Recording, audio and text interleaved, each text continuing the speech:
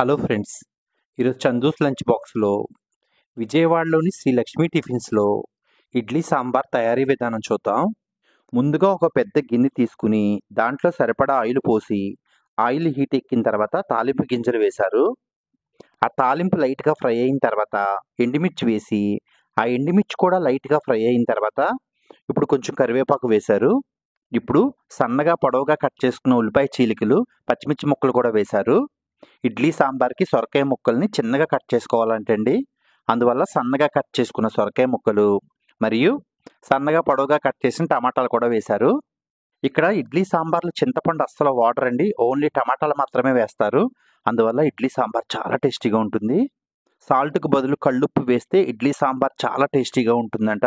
అందువల్ల కళ్ళుప్పు వేశారు. అలాగే కొద్దిగా పసుపు కూడా వేశారు.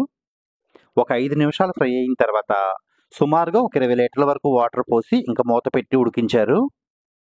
ఇడ్లీ సాంబార్ స్వీట్ ఫ్లేవర్గా ఉంటే బాగుంటుందంట. అందువల్ల కేజీ వరకు బెల్లం వేసి ఉడికించడం జరిగింది. బెల్లం కరిగిన తర్వాత ఇప్పుడు సాంబార్ మసాలా పేస్ట్ వేసుకోవాలంటండి.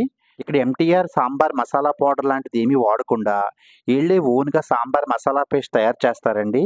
ధనియాలు, జీలకర్ర, మెంతులు, మిరియాలు, ఎండుమిర్చి, కరివేపాకు, ఇంగువ, పచ్చిశనగపప్పు మరియు పచ్చి కొబ్బరి ఇవన్నీ డ్రై రోస్ట్ చేసి కొద్దిగా వాటర్ కలిపి మెత్తగా మిక్సీ పట్టిన మసాలా పేస్ట్ అండి ఇది.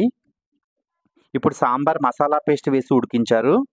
ఆనియన్స్ మరియు టమాటా ముక్కలు వేసిన 15 నిమిషాలు చూడండి చక్కగా ఉడికిపోయి ఉన్నాయి.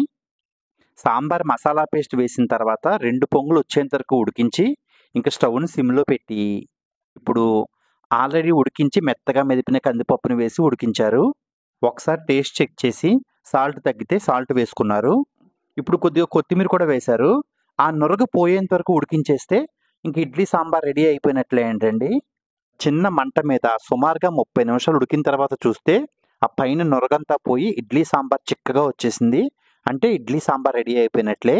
అన్నం సాంబార్తో పోలిస్తే ఇడ్లీ సాంబార్ చిక్కగా ఉంటేనే బాగుంటుందంటండి. నేను ఈ ఇడ్లీ సాంబార్ టేస్ట్ చేశానండి, చాలా చాలా బాగుంది.